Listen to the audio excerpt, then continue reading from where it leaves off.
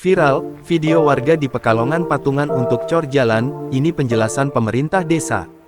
Video warga RT 002 RW 008, Dusun Mekaragung, Desa Kebonagung, Kajen, Kabupaten Pekalongan, Jawa Tengah, memperbaiki jalan dari hasil patungan beredar di media sosial.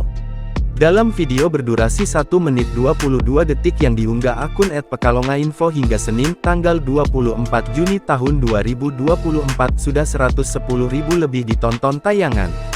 Di keterangan video tersebut ditulis bahwa warga gotong royong mengumpulkan dana untuk memperbaiki jalan rusak.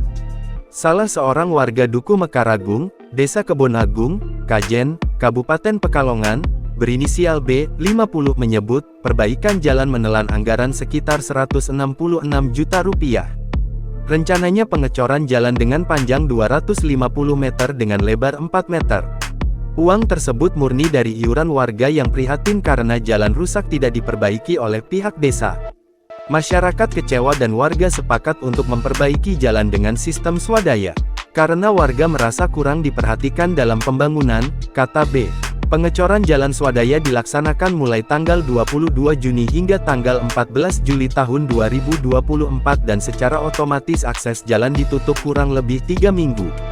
Kemarin pas ada legenonan, warga sepakat tidak mau bayar iuran.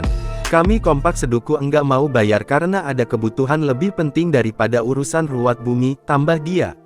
Menanggapi viralnya video tersebut, Kepala Urusan Kesejahteraan Masyarakat Kaurkesra, Desa Kebonagung, Kajen, Kabupaten Pekalongan, Sutarjo, angkat bicara.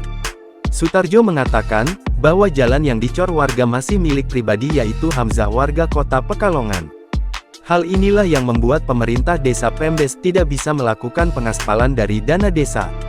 Sutarjo tidak memungkiri bahwa jalan tersebut akses vital warga perumahan. Kita bukan mengabaikan, tapi memang jalan yang dicor sekali lagi tidak bisa memakai dana desa untuk perbaikan, ujar dia.